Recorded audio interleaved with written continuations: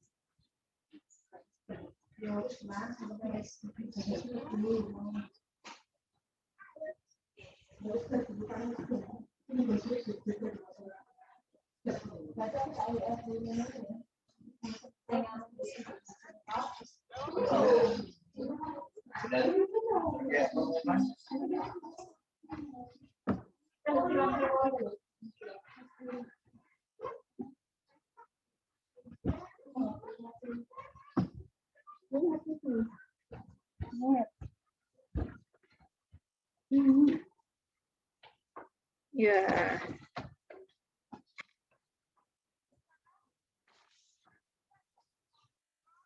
Ya.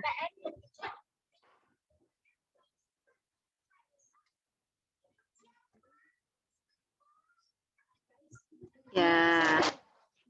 Salah satu orang yang termasuk orang yang rugi ya. Kalau dikasih tahu tugas-tugasnya sudah diselesaikan belum? Jawabnya entar-entar. Lebih berat nonton TV-nya dibandingkan mengerjakan tugas atau sholat. Nah, malah akhirnya jadi keterusan deh. Malah asik mainan, padahal sudah diingatkan ya. Nah, apa yang terjadi kira-kira setelah keesokan harinya? Ternyata si Nusa ketiduran. Apa yang terjadi keesokan harinya? Nah, sampai kelupaan ya ngerjain PR-nya. Si Rara sepatunya nggak kering gara-gara kemarin menunda waktu buat menyelesaikan tugasnya. Nah, itu salah satu orang yang rugi. Itu ruginya di dunia. Karena waktunya nggak bisa terulang lagi.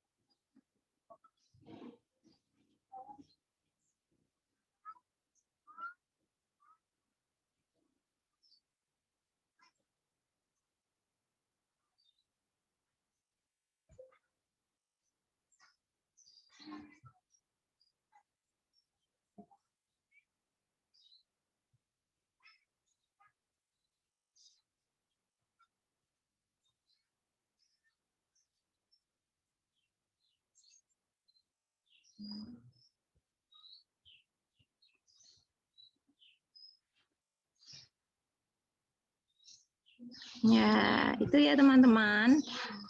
Ya, nah, salah satu waktu yang nggak bisa kita putar lagi, mundur ke belakang. Nah, apa yang terjadi? Akhirnya kita rugi dengan waktu yang kita punya karena apa? Ternyata tidak bisa kita selesaikan untuk mengerjakan hal-hal yang seharusnya sudah kita kerjakan. Salah satunya adalah tadi menunda mengerjakan tugas. Nah, itu salah satu rugi dunia. Belum kalau menunda sholat atau tidak sholat. Itu bagian dari merugi di akhirat. Nah, itu ya contoh seperti di ayat yang kedua. Semua manusia, baik kafir maupun orang mukmin, akan merugi. Nah, terus Bu, apakah nggak ada orang yang beruntung? Termasuk orang-orang yang beruntung, atau bisa nggak kita menjadi orang-orang yang beruntung dan tidak menjadi orang-orang yang rugi? Nah, dijelaskan di ayat yang ketiga. Di ayat yang ketiga apa sih, Bu? Di ayat ketiga itu adalah artinya kecuali untuk orang-orang yang beriman dan mengerjakan amal yang solih dan menasihat-nasihati dalam kebenaran dan nasihat-nasihati dalam kesabaran. Nah, 4 ciri orang yang beruntung itu adalah yang pertama, orang yang beriman, meyakini bahwa hanya Allah Tuhan satu-satunya yang berhak untuk kita sembah. Tidak ada yang lain kecuali hanya Allah yang kita sembah. Itu termasuk salah satu cirinya orang yang beruntung. Terus yang beruntung kedua, kalau sudah yakin Allah itu Tuhan kita, apakah berhenti sampai di situ? Tidak melakukan apa-apa? Nggak bisa, teman-teman. Harus ada buktinya kalau kita yakin dengan adanya Allah sebagai Tuhan kita. Yaitu apa? Dengan beramal solih atau berbuat baik. Bentuknya banyak. Sholat, puasa, zakat, menolong orang tuanya, membantu orang tuanya di rumah, membantu temannya, atau berbagi pada orang yang membutuhkan, atau hanya sekedar membantu temannya yang misalkan kesulitan ketika mengerjakan tugas. Itu hal-hal yang membuat kita menjadi orang yang beruntung, beramal soleh atau berbuat baik, apa saja bentuknya. Ya, terus, nah, ketika sudah berbuat baik, jangan hanya berbuat baik untuk diri kita sendiri. Karena kita juga nggak mau kan masuk surga hanya sendirian. Enak nggak kira-kira kalau masuk surga, tempatnya bagus, sudah disediakan apapun yang kita mau, tapi kita cuma sendirian dan tidak ada temannya. Pasti nggak ada yang mau kan? Nah, untuk itu kita juga harus mengajak teman-teman kita, saudara-saudara kita, orang tua kita, atau siapapun itu untuk berbuat baik. Jadi berbuat baiknya bareng-bareng, nggak cuma sendirian. Nah, jadi kalau misalkan ada temannya, kita sudah sholat wajib penuh, ya, nggak ada yang bolong. Terus kemudian ada teman kita yang ketika sudah waktunya sholat duhur belum sholat, apakah hanya kita diam aja, tidak mengajaknya? Nah, kalau kita pengen masuk surga bareng-bareng, berarti kita juga perlu mengajak teman kita untuk bareng-bareng sholat. Nah, itu salah satu bagian dari menasihati tentang kebenaran. Biar apa? Biar banyak orang yang ikut bersama kita masuk ke surga dengan berbuat baik. Jadi jangan dibiarkan ya teman-teman, kalau misalkan ada temannya yang berucap yang jelek, jangan sampai kita meniru. Kita malah justru menasihati, biar apa? Biar ucapannya berubah menjadi ucapan yang baik.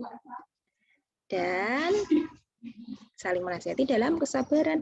Kalau ternyata teman kita tidak mau diajak untuk sholat, berarti kita nggak perlu memaksa. Cukup sampai mengajak saja, ya. Mengajaklah dengan cara yang baik, ya, tidak memaksa teman-teman. Dan kita perlu bersabar untuk terus mengajak teman kita.